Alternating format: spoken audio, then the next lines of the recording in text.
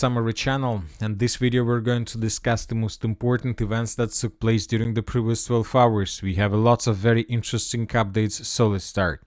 And first we're going to talk about Kiev. I'll remind you that yesterday Zelensky and his partners from the European countries issued an ultimatum to the Russian Federation demanding a 30-day unconditional ceasefire. This information we got yesterday. Several hours later, Zelensky on the 10th of May of 2025 gave us additional details about this ultimatum. If Russia refuses a full and unconditional ceasefire, stronger sanctions must be applied to its energy and banking sectors. Preparations are underway for a strong 17th package of European Union sanctions, which will be coordinated with the sanctions of the United Kingdom, Norway and the United States. We agreed to continue working on the effective use of frozen Russian assets and to discuss this at the next G7 summit. Right after Zelensky, we got several statements from different European countries of the coalition of willing. Russia must agree to a full and unconditional 30-day ceasefire, British Prime Minister Starmer said, adding that he will not rest until he achieves what he believes is a fair peace in Ukraine.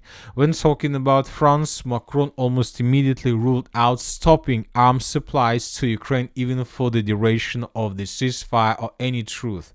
When talking about Germany, the Chancellor Friedrich Merz supported the European Union countries' initiative to create a tribunal for Putin. It goes without saying Russia under Putin's leadership is committing the gravest war crimes, and of course they must be punished. When talking about the United States of America, they didn't say anything, but they promised additional arm package. The United States has approved the transfer to Ukraine of 125 long-range multiple launch rocket systems and 100 Patriot anti-aircraft missiles that were previously in service with Germany. Obviously, everything that we saw yesterday from Kiev and from different Western countries was just an ultimatum to the Russian Federation with the purpose to force Russia and to force Putin to do exactly like the Western countries want. But when talking about the Russian side, they have completely different understanding of the situation.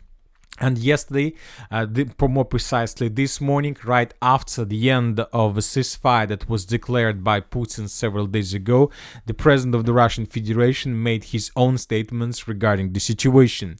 During the recent negotiations and meetings, the issue of a settlement in Ukraine was addressed. Russia has repeatedly put forward initiatives for a ceasefire, but Kiev violated the moratorium on strikes against energy facilities. I'll remind you that the first ceasefire started on the 18th of March of 2025 and ended on the 17th of March of 2025. And the Easter truce was not observed either. This ceasefire started on the 20th of April and ended almost at the same time. The Kiev authorities launched large-scale attacks during the night of May 6th to 7th. I'll remind you that during that night, the Ukrainians used more than 500 drones to attack deep inside of the territory of Russia, and several military facilities of the Russian Federation were destroyed. We declared a ceasefire for the third time on May 9th, so it's like the ceasefire just ended. What do we see? What are the results? The Kiev authorities did not respond at all to the ceasefire proposal. So none of these ceasefire was supported by Ukraine. We got a lot of reports about the violences of those ceasefires. Over these 3 days of the truce, what happened was visible to everyone. It was clear. There were 5 deliberate attempts to attack the state border. All attacks and attempts to penetrate Russian territory were repelled. The Ukrainians suffered very heavy losses. And now the most important part of Putin's statement. It wasn't us who broke off the negotiations in 2022. It was the Ukrainian side that did so. Putin proposed that Ukraine resume direct negotiations without any preconditions, not a 30-day ceasefire without any preconditions, but a real direct negotiations. We proposed to begin on Thursday, May 15 in Istanbul, the very place where they were interrupted in 2022. So tomorrow we have a scheduled conversation with Erdogan. I asked to request his assistance in facilitating the negotiations. And later we got additional statement made by Ushakov, special envoy of Putin. The negotiations in Istanbul will be held at the appropriate level. A delegation from the Russian Federation will travel to Istanbul and its composition will be announced. So this is very important thing that you need to understand. First of all, the Russians announced the direct talks on the territory of Istanbul without confirmation from the Ukrainian side. So we need to understand that on the 15th of May of 2025, the Russian delegation will travel to Istanbul and the Russian delegation will start waiting for Zelensky's team on the territory of the city. But there are very high chances that Zelensky and the Western countries will ignore these talks, and most likely then the Russians will quit this peaceful settlement process and the Russians will resume their full-scale offensive operation along the entire line of combat contact. But the problem is for Zelensky and his Western partners is that the President of the United States of America, Donald Trump, has already confirmed and accepted this Russian proposal. A potentially great day for Russia and Ukraine. Think of the hundreds of thousands of lives that will be saved as this never-ending bloodbath hopefully comes to an end. It will be a whole new and much better world. I will continue to work with both sides to make sure that it happens. The USA wants to focus instead on rebuilding and trade. A big week upcoming. So this is very important situation. Once again, the Ukrainians currently have just two options: either to send their negotiation team to the territory of Istanbul with direct talks with the Russian Federation, or somehow to break this process like they tried to do during the night between the 7th and 8th of May when the Ukrainians attacked deep inside of the territory of the Russian Federation with more than 500 drones. So what the Ukrainians can do? Obviously, the Ukrainians during the next several days, if they don't want to send their team on the territory of Istanbul, if they want first a 30-day unconditional ceasefire, then most likely the Ukrainians can try to destroy Crimean Bridge. Or maybe the Ukrainians will try to do something else, but something that will ruin this negotiation process. But the biggest problem for Ukraine in this case is that the Russians reported that the airspace above the Kapustin Yar test site is completely free of civilian aircraft. Kapustin Yar is the launch site for the Oreshnik missile system. Russian President Vladimir Putin said during his press conference that Moscow will monitor Kyiv's actions in the coming days. So this is the situation. If Ukrainians try to avoid or to break this negotiation process, if Ukrainians don't send their negotiation team to Istanbul, most likely the Russians will use Oreshnik.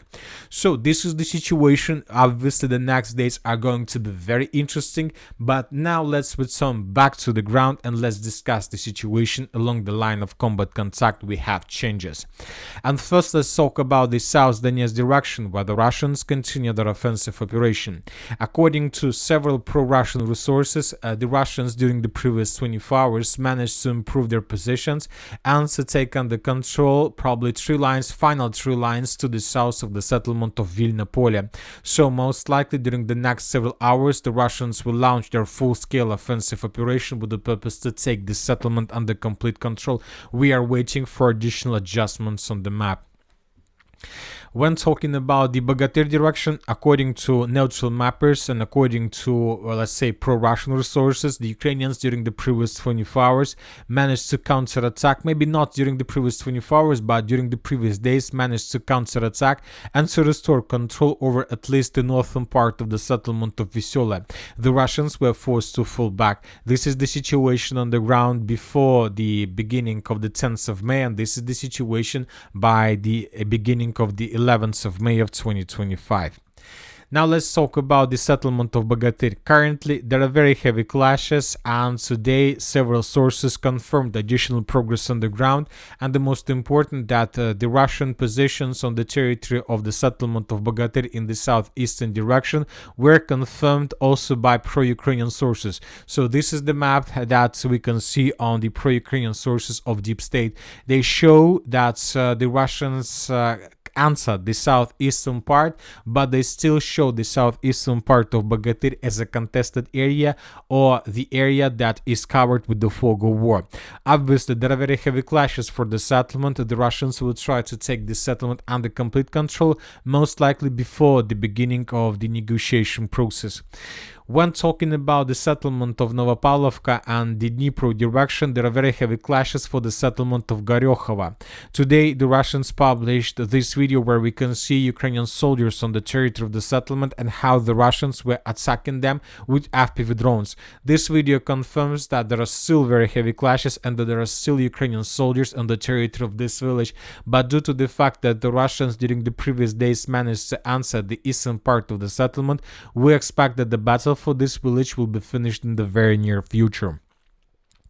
Now let's talk about the Kliban-Byksky direction, where the Russians continue offensive. During the previous 24 hours, the Russians managed to improve their positions in the northeastern flank, in the northwestern part of this pocket. The Russians took under control several tree lines and took under control several strongholds of the armored forces of Ukraine. This is the situation by the end of the 10th of May, and this is the situation by the beginning of the 11th of May. We see that the Russians continue advancing in the northeastern direction with the purpose to take the Ukrainian positions in the central part, in the southern and in the southern part of this pocket under complete control, and to create probably even a cauldron for Ukrainians in this area. Now let's move further. Let's talk about the city of Siversk and the Siversk direction. Probably now we have the biggest dynamic of Russian offensive operation exactly in this area. During the previous night, we got additional video that allowed us to adjust the map. In this video, we can see how Russians were storming another stronghold of the armored forces of Ukraine to the south of the settlement of Grigorovka. In this video, we can see Russian troopers with mine that were approaching to Ukrainian positions, and then Russian soldier dropped his mine on inside of this stronghold. Then there was a very heavy explosion. This video was geolocated exactly in this place, and based on this video we have adjusted the map by adding additional territories under complete Russian control. Once again, the Russians started their offensive operation in this area probably somewhere at the beginning of May of 2025, and since that moment almost every single day we were adjusting the map in Russian favor. Obviously, the Russians are getting closer and closer to the settlement of Serebryanka and Siversk, and obviously until the Russians finish the battle for this area, we won't see any talks and any agreement between Russia and Ukraine. When talking about the Liman direction, according to information we have, during the previous 24 hours, the Russians managed to take under complete control the central part of the settlement of Tarskoye. And the most important that, according to pro-Russian resources, the Russians took under control the bridge between the settlement of Tarskoye and Zarychne. So if we adjust the map, currently, according to several very reliable pro-Russian resources, the armored forces of the Russian Federation, by the morning of the 11th of May of 2025, established control for over this territory. Obviously, this is the beginning of the end of Ukrainian positions on the Russian side of the river of Zherebets. It's very difficult to understand what the Russians are planning to do next, but obviously they will continue moving forward in the southern direction with the purpose to attack the settlement of Siversk and Serebryanka, at least from two directions, and of course the Russians probably will try their assault operation first attempts to answer the settlement of Zarychne. Now let's talk about the Barova direction. During the previous 24 hours, we got additional changes on the ground in this area. I'll remind you that here we can see also very big dynamic of Russian offensive. Starting on the 6th of May of 2025, we've been adjusting the map almost every single day. So this is how the map was changed during the previous days, and according to information we have and according to geolocation that was published by the Russians and by the Ukrainians, so we can see another temporary deployment point that was taken by the Russians. In this video we can see how the Russians were taking under control another stronghold in this huge forest. This information was provided by the Russian sources.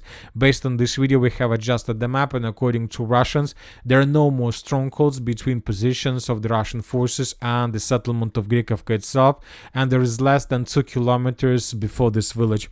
So most likely the storm and assault of this settlement is about to be started. When talking about the northern Kupiansk direction, we haven't received anything. When talking about the northern directions, we have lots of updates from the territory of Tyotkina. There are very heavy clashes for this settlement, but we expect that today the activities of Ukrainian forces would be reduced because the May holidays ended. An ultimatum was issued. The Russians demanded the beginning of direct talks on the territory of Istanbul. So as for now, there is no need to continue offensive operation. There is no need to lose soldiers and vehicles. So most likely the Ukrainians will reduce their activities in this area. Interesting video we got from the Chernigov region of Ukraine.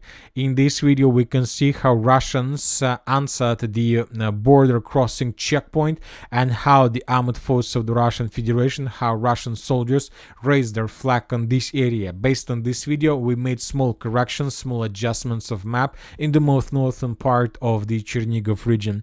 So we see that the Russians saved their presence. Russia saved their presence in this area.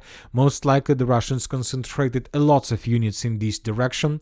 So maybe the Russians are planning to begin their offensive operation in the very near future. But from the other side, maybe it's just another media victory that the Russians wanted to show the Ukrainians and Zelensky during the May holidays. And that's it for the short video. Military Summary channel reminds we condemn any violence in the world. Thank you for your watching. Subscribe to my channel, put your likes, join my Patreon, and